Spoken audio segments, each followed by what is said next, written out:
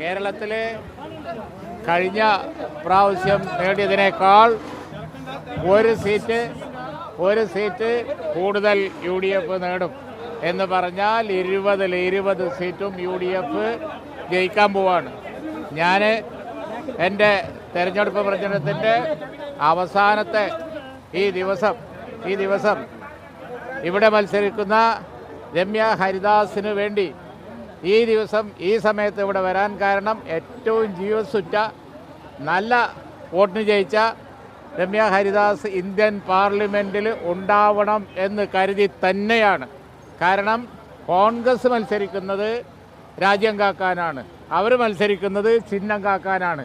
ഇത് തമ്മിലുള്ള വ്യത്യാസമാണ് ഈ തെരഞ്ഞെടുപ്പിലുള്ളത്. കേരളത്തിൽ നമുക്കെല്ലാവർക്കും അറിയാം, ഏതാനും സീറ്റുകളിൽ മാത്രമേ അവർ കേരളത്തിന് പുറത്ത് മത്സരിക്കുന്നുള്ളൂ. ഇവിടെയുള്ള അധിക സീറ്റുകളും തോൽക്കും. അവർക്ക് ഇന്ത്യയിലെ ന്യൂനപക്ഷത്തെ കാക്കാൻ കഴിയില്ല. ആകെ ഈ രാജ്യത്ത് അവർ മത്സരിക്കുന്നത് 19 സീറ്റിലാണ്. ആ 19-ൽ 15 ഉള്ളത് കേരളത്തിലാണ്. അവിടെയൊക്കെ തോൽക്കുകയും ചെയ്യും. കേരളത്തിന് പുറത്ത് 3-4 സീറ്റിൽ മത്സരിക്കുന്ന ഇടതുമുന്നണിക്ക് ഒരിക്കലും തന്നെ ഇന്ത്യയിലെ ന്യൂനപക്ഷത്തെ കാക്കാൻ കഴിയില്ല. കാക്കാൻ കഴിയുന്ന ഏക പാർട്ടി ഇന്ത്യൻ നാഷണൽ കോൺഗ്രസ് ആണ്. അതിൻ്റെ ജീവസുറ്റ, അതിൻ്റെ പ്രഗത്ഭ വാഗ്മിയായ പാർലമെൻറ്റിൽ പൊരുതുന്ന രമ്യ ഹരിദാസ് അവിടെ വേണം. അതിനാണ് ഈ ഫൈനൽ ഡേയിൽ ഞാനിവിടെ വന്നത്. ഇതാണ് എനിക്ക് നിങ്ങളോട് പറയാനുള്ളത്.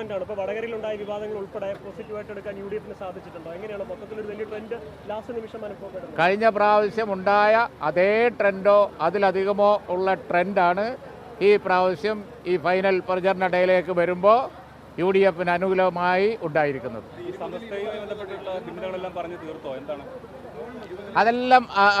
അതെല്ലാം തീർന്നു. നിങ്ങൾക്കത് വളരെ വ്യക്തമാണല്ലോ. അതൊക്കെ പരമ്പരാഗതമായ ബന്ധമാണ്, ഒറ്റക്കെട്ടായി നിൽക്കും. ഒരു ചിദ്രശക്തികൾക്കും അതിനൊന്നും തുരങ്കം വെക്കാൻ കഴിയില്ല. ആ ബന്ധമാണ് കേരളത്തെ കേരളമാക്കിയത്. അതുപോലെ തന്നെ ലോകം മുഴുവൻ നിറഞ്ഞു നിൽക്കുന്ന മതസൗഹാർദ്ദ മതേതരത്വ പ്രവർത്തനങ്ങൾക്ക് നിദാനമായത്, വലിയ പുരോഗതി ഉണ്ടാക്കിയത്, അത് ഭാവിയിലും തുടരും. ഉലമാക്കളും ഉമറാക്കളും എന്നാ പറയുക, പണ്ഡിതന്മാരും സാധാരണ ആൾക്കാരും നേതാക്കളും ഒക്കെയുള്ള ആ കൂട്ടുകെട്ട്, അതിനൊരു കോട്ടം പറ്റാനും ഞങ്ങൾ അനുവദിക്കുകയില്ല. അതിന് കോട്ടം തട്ടാൻ, തുരങ്കം വെക്കാൻ, ഓട്ടയുണ്ടാക്കാൻ വേണ്ടി ആര് ശ്രമിച്ചാലും അത് ഈ മണ്ണിൽ നടക്കില്ല. ഇന്ത്യൻ നാഷണൽ കോൺഗ്രസ് മതേതരത്വത്തിൻ്റെ പ്രതീകമാണ്. കണ്ടില്ലേ വർഗീയ പ്രചരണം അപ്പുറത്ത്? അതിനെ ചെറുക്കുന്നത് ആരാ? പ്രധാനമന്ത്രി തന്നെ ഇറങ്ങി വലിയ വർഗീയ പ്രചരണം, പറയാൻ പാടില്ലാത്തത് പറയാണ്. അതിനെ ചെറുക്കുന്ന, അതിനെതിരെ പരാതി കൊടുത്തത് ആരാ? ഇന്ത്യൻ നാഷണൽ കോൺഗ്രസ് ആണ്. അതൊരു ഒറ്റക്കെട്ടായി എല്ലാവരും കൈപ്പത്തി അടയാളത്തിൽ വോട്ട് ചെയ്യണം. ഒരു കൈ കൂടി രാഹുൽ ഗാന്ധിക്ക് അനുകൂലമായി പൊങ്ങട്ടെ. അത് രമ്യ ഹരിദാസിൻ്റേതാണ് ബഹുഭൂരിപക്ഷത്തിന് ഞാൻ അവസാനിക്കും. ഓക്കെ.